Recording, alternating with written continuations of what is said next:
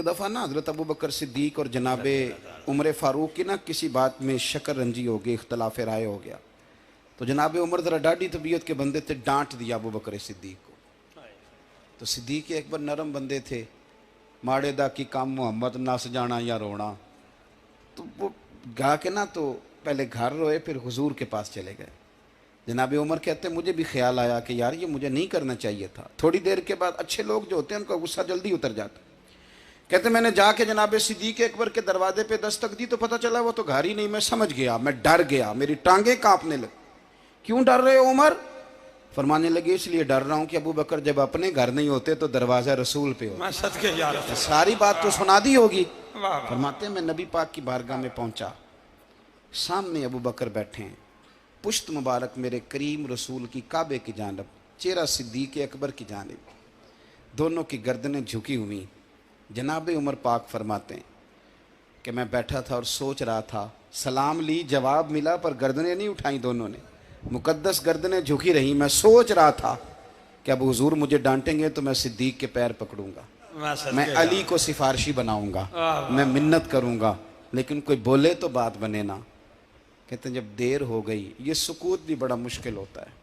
ओहो, अगर कभी वो चुप कर जाए तो ये भी बड़ा मसला है, महबूब भी चुप कर जाए। कहते मैं बड़ा परेशान हुआ, जब मेरा कलेजा मुंह को आया ना तो जनाब उमर कहते मैं बोलने लगा तो आंसू मेरे पहले निकल गए।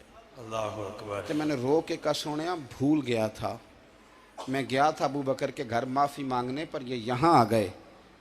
ये मेरे दोस्तों इसे मेरी तकरीर ना समझना, मेरे रसूल पाक के ये असल लफ्ज़ आपको किताब में मिलेंगे। आप तबक़ात इब्न साद उठा के देखें।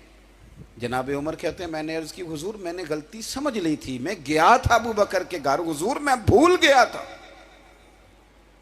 फरमाते हैं नबी पाक ने जब गर्दन मुबारक उठाई तो हुजूर की दाढ़ी आंसुओं से भरी हुई। और लफ्ज़ क्या थे? फरमाया उमर तुम मेरी खातर मेरे अबू बकर को माफ़ नहीं कर सकते थे? अब बात को समझे, ये नहीं फरमाया अबू बकर ने गलती नहीं की, फरमाया छोड़ नहीं सकते थे, तुम मेरी वजह से मेरे साहब को छोड़ नहीं सकते थे।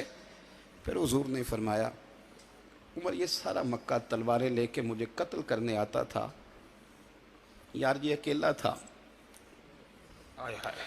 इसने खोल के बाजू कहा था कि जो हुजूर तक जाएगा मेरी लाश से गुजर के जाएगा। फरमाया दुनिया भूल जाती है, मुझे याद है अबू बकर सिद्दीक ने माल भी दिया, औलाद भी दी, मेरी खातर छोड़ नहीं सकते थे। जनाब उमर कहते हैं मैं उसके बाद समझ गया कि मेरे मुस्तफ़ा की रज़ा इसी में है कि अबू बकर को राज़ी रखा जाए। सुभान अल्लाह। आप